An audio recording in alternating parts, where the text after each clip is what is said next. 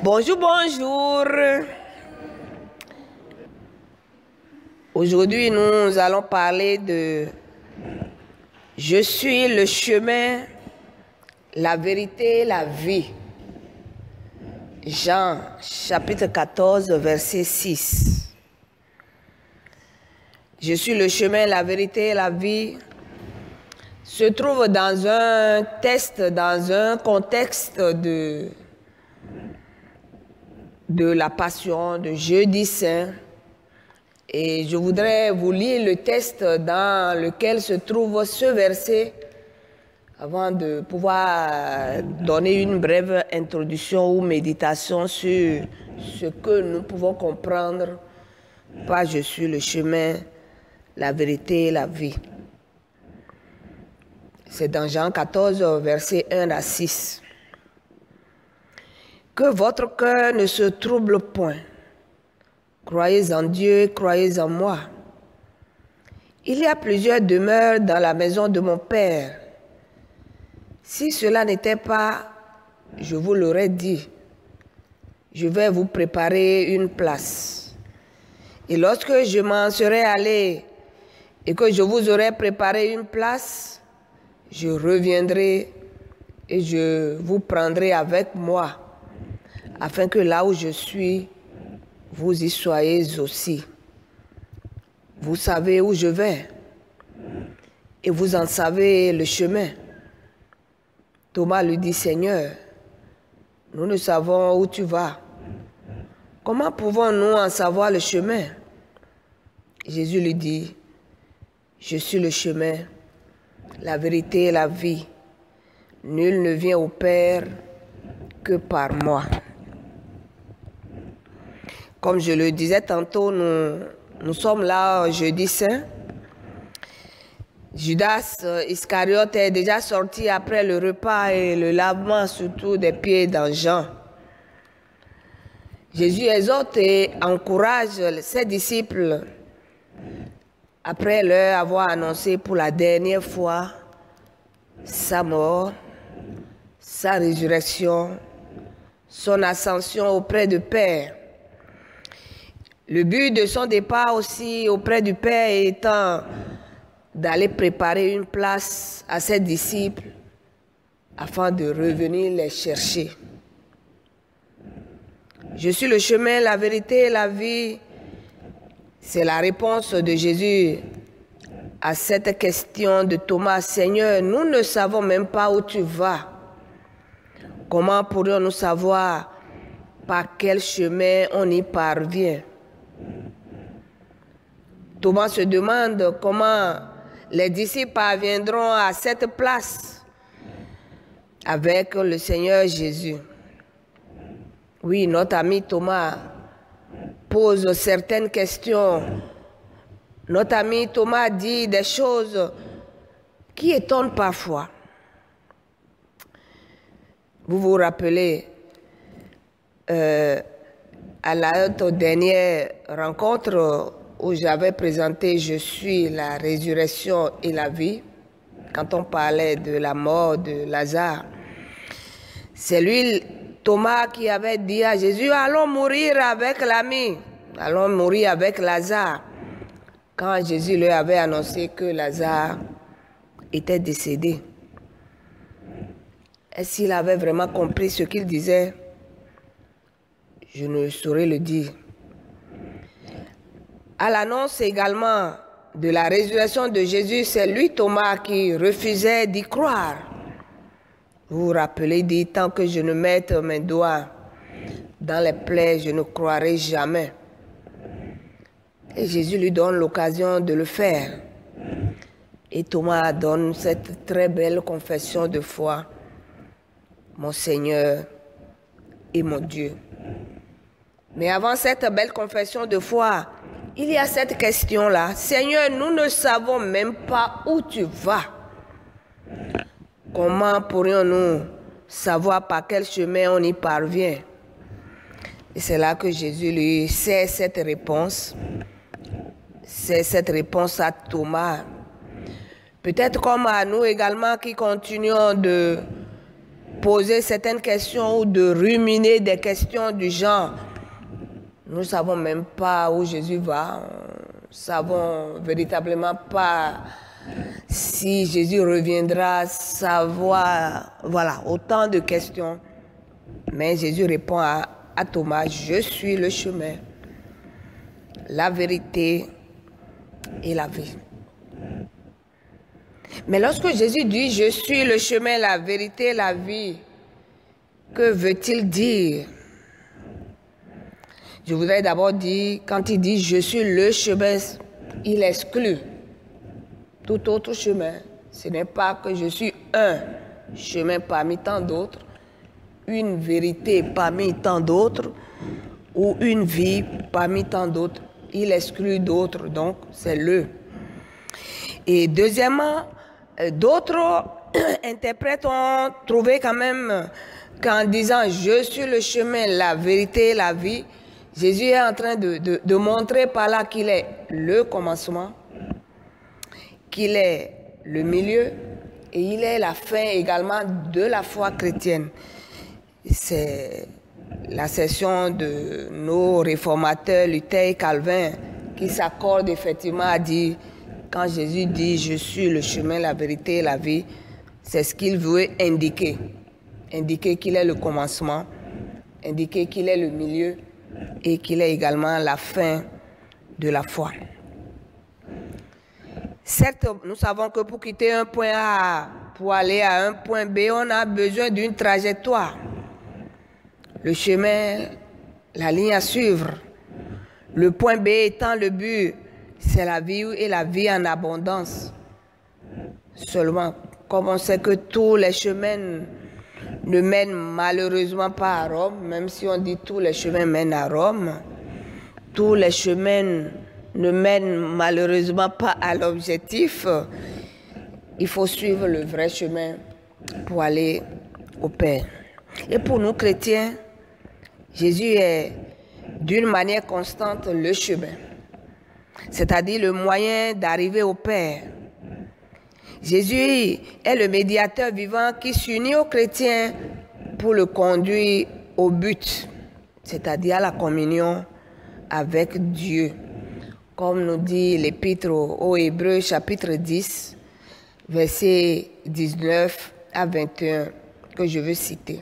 Ainsi donc, frères, puisque nous avons plutôt au moyen du sang de Jésus une libre entrée dans le sanctuaire par la route nouvelle et vivante qu'il a inaugurée pour nous au travers du voile, c'est-à-dire de sa chair. Oui, l'auteur de l'Épître aux Hébreux nous dit que Jésus est la nouvelle route vivante qui conduit au Père. Le chemin, voilà ce qu'il est. Pour le deuxième thème, il est aussi la vérité. La vérité parce que d'une part, c'est lui qui est la révélation personnifiée. C'est la parole de Dieu faite chair, Dieu qui est lui-même parmi nous. La parole, la révélation personnifiée complète de Dieu. C'est lui qui accomplit également toutes les prophéties relatives au Sauveur. En tant que vérité, il est également la vérité que nous, l'homme, en tout cas le chrétien tout court, doit s'approprier personnellement pour être sauvé. Cette vérité qui nous rend libres, cette vérité qui nous affranchit. Oui, par rapport au deuxième thème, en tant que vérité, Jésus a accompli toutes les prophéties et a libéré l'homme de l'angoisse du péché. Enfin, le troisième thème, Jésus est la vie. La vie, la seule source où le chrétien puise sa vie ou la vie de son âme. La seule source où le chrétien puise également sa vie éternelle. Vous savez, ce n'est pas sa vie que Jésus régénère. Ce n'est pas sa vie également qui fait renaître celui qui est mort spirituellement dans le péché. Ce n'est pas sa mort que nous sommes ressuscités. À travers sa résurrection d'entre les morts également, Jésus garantit à ses disciples la vie. Il leur donne la preuve de sa capacité à accorder à chacun de ses disciples cette vie. Et il donne déjà des exemples en guérissant ceux qui sont malades, en ressuscitant ceux qui sont morts. En bref, Jésus est le chemin, la vérité et la vie. Et il peut même ajouter la fin de ce verset-là qui dit « Nul ne vient au Père que par moi ». Nul ne vient au Père que par moi. Cette phrase, cette polémique au sein des religions, mais c'est notre foi chrétienne. Un commentateur expliquera « Nul ne vient au Père que par moi » en disant « Nul ne peut s'approcher alors de Dieu en tant que Père, à moins qu'il soit ressuscité spirituellement par Christ la vie,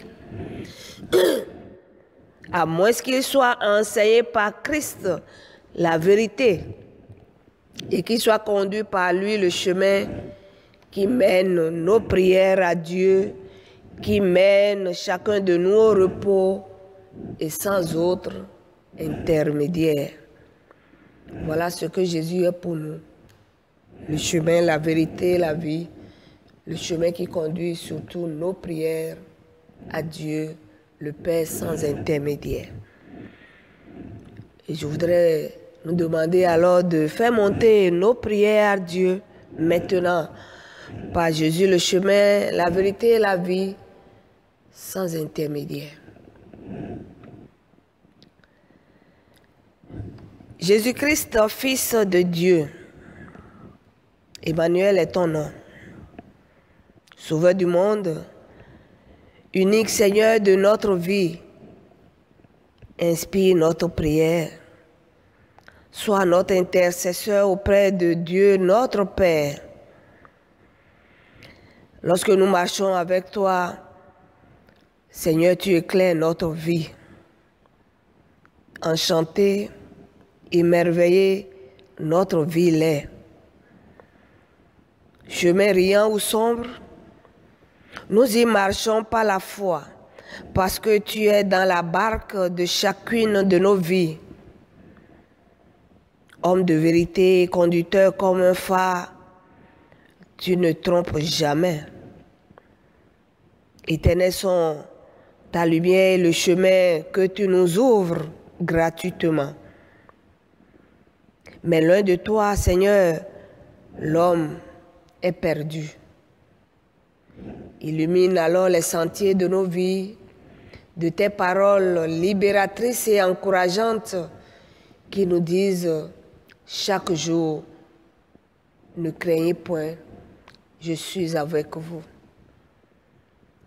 Ne nous abandonne pas dans nos égarements, dans nos doutes, dans nos compromissions, dans nos questionnements. Libère toujours à temps, Seigneur, et à contre-temps, ta parole de vie, ta parole d'amour sur nous, comme tu l'as fait à Thomas. Affranchis et affermis chacun de nous par ta vérité. Viens également chacun de nous, élimine en nous et dans ton Église tout ce qui n'honore pas ton nom. Remets-nous tous par ta grâce sur le chemin de la foi, de la paix et de l'amour.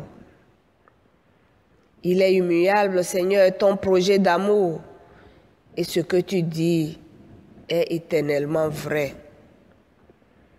Toi seul es celui qui a franchi nos vies par ta vérité.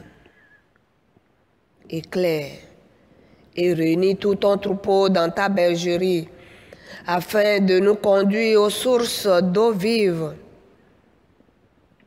Et si, Seigneur, certaines situations humaines veulent nous faire perdre ou oublier le vrai chemin que tu es, trace-le de nouveau par ta parole dans nos cœurs et rends-nous attentifs au chemin dégagé à nouveau et confiants pour toujours te suivre. Lorsque toi, notre berger, est devant nous et en nous, qu'avons-nous vraiment à craindre? Rien. Aucune falsification de ta parole, Aucun mercenaire ni coupeur de route ne peuvent nous ravir de ta voix. Vaincus, ils sont et seront déclarés. Telle cette parole qui dit, ils te feront la guerre, mais ils ne te vaincront pas. Interviens Seigneur et remets notre monde et nous-mêmes sur le chemin de la vérité, de la paix, de la vie et du bonheur partagé. Exalte maintenant mon âme, le Seigneur. Oui, car sous sa bannière, tu es et seras protégé et sa vérité t'affranchira toujours. Alléluia, ainsi soit-il. Au nom de Jésus, le chemin, la vérité et la vie. Amen. Je suis le chemin, la vérité et la vie. Jésus, nous croyons manquer de toi, et finalement, c'est à toi que nous manquons. Suis-je cette personne qui te manque? Urgence. Alors il y a urgence, et pourtant, j'ai tout le temps qu'il me faut. Incontestablement, c'est une urgence sans oppression, grande ouverte. Sentir que cette personne qui te manque est exactement ce que je suis. C'est moi, l'attente, la tienne, de la part de chacun de nous, se lit dans tes yeux ouverts et compatissants. Éclaire notre pauvre lanterne, réveille ce qui dort en nous depuis trop longtemps. C'est que ton cœur est désert de nous, et ce désert, c'est le temple de notre poitrine. Hébergeons-le par amour pour toi, au plus profond de notre temple. En toute occasion, autorise-le à fouler de ton pied nu notre propre cœur. Même nos mains sont libres pour te donner à boire et entendre ta parole. Imitons ce geste de surprise, doublé de confiance de la Samaritaine près du puits de Jacob. Nourrissons Dieu de notre présence, habillons-le de notre reconnaissance. Laissons agir le Seigneur, laissons la vie se faire en nous. Avançons vers notre Père, même si nous avons seulement un petit bout de cœur à lui offrir. Venons vers lui, humbles, confiants et sereins, emportant avec nous les silences de mort qui nous terrassent. Recommencement perpétuel, les mains tendues vers lui avec nos presque rien. Ignorants, incapables de discerner par nous-mêmes ce fin fil de présence qui remue tout ce qui vit en nous. Tremblant de tout notre être sous son frémissement, engageons-nous entièrement, vibrons en lui, offrons-nous à son divin silence. Entendre, dans le silence, la musique de Dieu qui nous parle dans notre langage familier. Tout ce bruissement léger nous envahit, nous émerveille, nous rassure, loin de tout tumulte, de nos préoccupations, de nos soucis, seulement entre lui et nous. À l'entendre régulièrement, nous comprenons que vraiment, il ne vient pas de nous, mais bien de toi, Seigneur. Vibrant de ce don silencieux de ta présence qui nous fait vivre et nous anime, invoquons par la prière notre réponse aux bontés que tu nous manifestes, et du dedans, donnons-nous à la rencontre pour aimer. Amen.